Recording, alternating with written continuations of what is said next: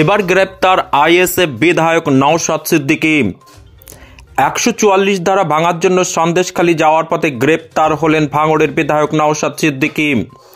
Science সিটির কাছ থেকে গ্রেপ্তার করা হয়েছে ভাঙড়ের বিধায়ককে।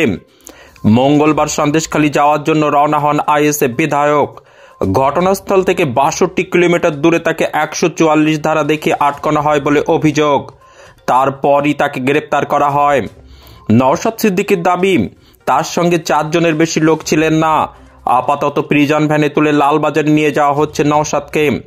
নওশাদ সিদ্দিকী বলেন, কোন গ্রাউন্ডে গ্রেপ্তার করা হলো জানানো হয়নি। যেখানে মন্ত্রীরা ঘুরছেন সেখানে অসুবিধা নেই, তৃণমূলের নেতারা যাচ্ছেন অসুবিধা হচ্ছে না, আমি গেলেই সমস্যা। আর 144 ধারার কোনো নোটিশ দেখাতে পারেনি এরা। আজ আমার 2টো কর্মসূচি আছে, একটা সন্দেশখালীতে যাওয়া আর একটা বাসন্তীতে। কিসের এত তৎপরতা?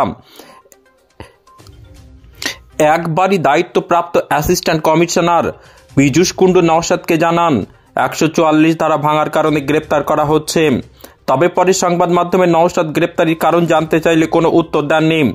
কলকাতা পুলিশের এলাকায় কিভাবে 144 ধারা জারি হলো তা নিয়ে প্রশ্ন করছেন নওশাদ সিদ্দিকী। এদিন প্রিজন ভ্যানে ঠেলে ঢোকানো হয় বিধায়ককে। এরপর সংবাদ মাধ্যমের দিকে নওশাদ এগিয়ে আসার চেষ্টা করলে বন্ধ করে দেওয়া হয় ভ্যানের গেট।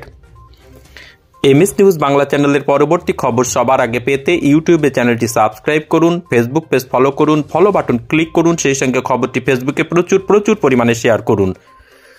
এনাদেরকে জিজ্ঞাসা করা দরকার যে গভর্নমেন্ট অফ ওয়েস্ট বেঙ্গলের অ্যাকাউন্ট থেকে এনাদের স্যালারি হয় না তৃণমূল কংগ্রেসের অফিসিয়াল এ থেকে স্যালারি হয়, সেটা দেখার বিষয়ে জিজ্ঞাসা করা দরকার এনাদেরকে যে কাদের অ্যাকাউন্ট থেকে স্যালারি হয় না। পশ্চিমবাংলা সরকার কোন গ্রাউন্ডে গ্রেপ্তার করছে এখানে না। প্রথম কথা, এখানে 144 ধারা এবং আপনি কোনো ব্যারিকেড ভাঙেননি, আপনি জোর করে কেউ যেতে চাননি, তারপরে কেন সেইটাই তো এত তৎপরতা কিসের? যেখানে মন্ত্রীরা ঘুরছেন সেখানে কোনো অসুবিধা হচ্ছে না, তাদেরকে one type of guard honour দিচ্ছে। সেখানে তৃণমূল কংগ্রেসের নেতারা চলে যাচ্ছেন বোর্ডের চেপে।